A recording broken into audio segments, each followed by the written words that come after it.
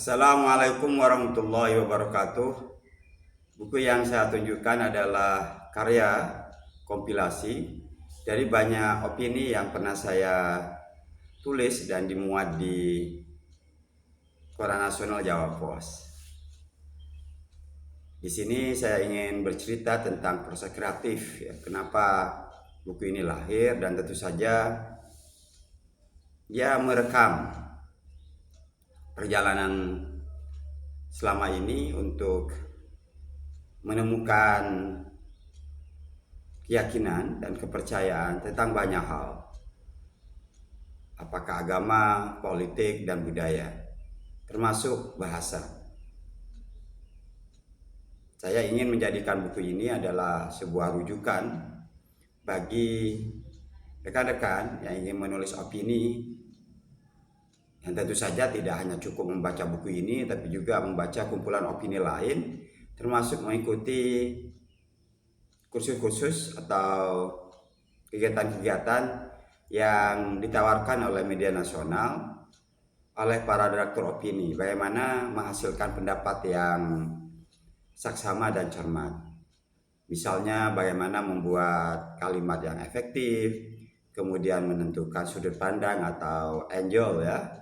Dan terakhir tentu bagaimana memanfaatkan data agar ia menjadi pendukung terhadap gagasan yang dituangkan di dalam opini.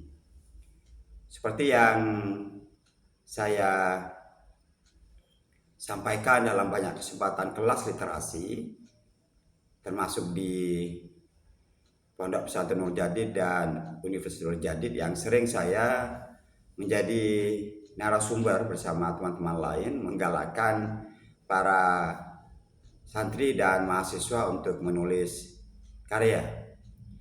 Dan saya lihat bahwa selama ini yang selalu diinginkan oleh banyak orang bagaimana bisa menulis kemudian hanya mendengar apa yang perlu hadir dalam sebuah tulisan.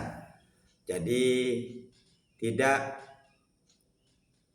mendorong sebuah kegiatan bagaimana peserta itu mempraktikkan menulis, kemudian sebagai mentor kami akan memberikan masukan.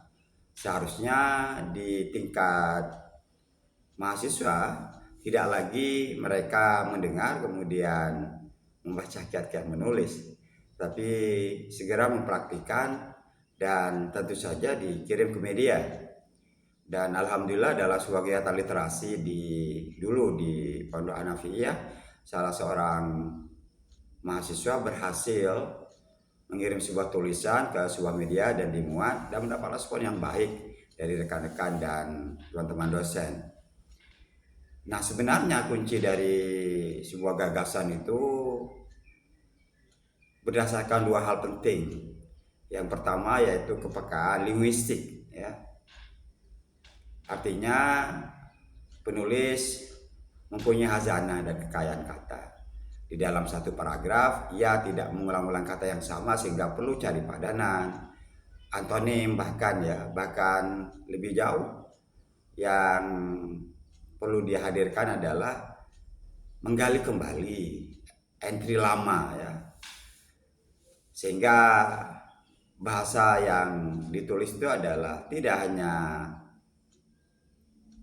sebagai bahasa naratif tapi juga artistik. Hal lain yang mungkin perlu dicatat itu adalah kepekaan teoritis. Artinya ketika kita menulis sebanyak mungkin kita memiliki, ya, perbendaharaan teori. Yang salah satu buku yang penting untuk dibaca adalah Think Clearly oleh Rolf Dobelli, karena dia ada 50, ya, teori yang ditulis, dan tentu saja dari teori itu dia mencandra realitas. Saya juga praktikan ini ketika menulis sebuah judul opini, yaitu Ilusi Pesona Harvard. Apakah Universitas Harvard di Amerika itu sebuah lembaga yang membuat orang jadi pintar, atau memang orang yang sekolah sekana pintar? Nah, dari teori inilah kemudian saya menyimpulkan bahwa orang yang sekolah di Harvard itu disaring, dan tentu saja ada persyaratan minimal yang perlu dipenuhi. Ketika yang sekolah ke sana memang orang yang pintar, kemudian suasana akademinya bagus, maka orang membayangkan lembaga ini membuat orang jadi pintar. Ya. Dan hal lain yang mungkin perlu kita bicarakan lebih jauh sebenarnya adalah bahwa opini itu adalah sebuah tulisan pendek ya, berbeda dengan buku, artikel jurnal, dan esai panjang. Tetapi tidak kemudian mengurangi nilainya. Ia tetap mengadakan sebuah tulisan ilmiah, artinya ada isu di situ, kemudian penulis menghadirkan metode atau teori, dan terakhir tentu saja adalah solusi dari apa yang dipersoalkan di dalam isu.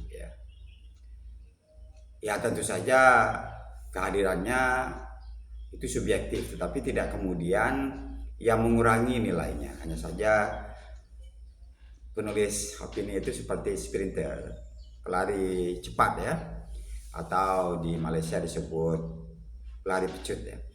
Dan saya berharap buku ini juga akan memberikan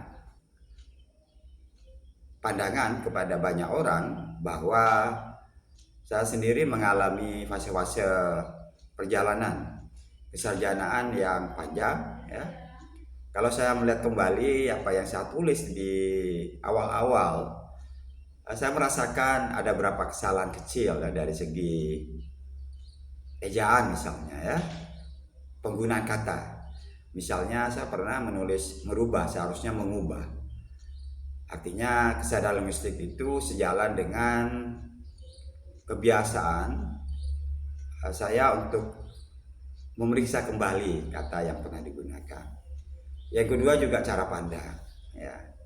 Ada kecenderungan saya di awal itu mencoba untuk kompromi.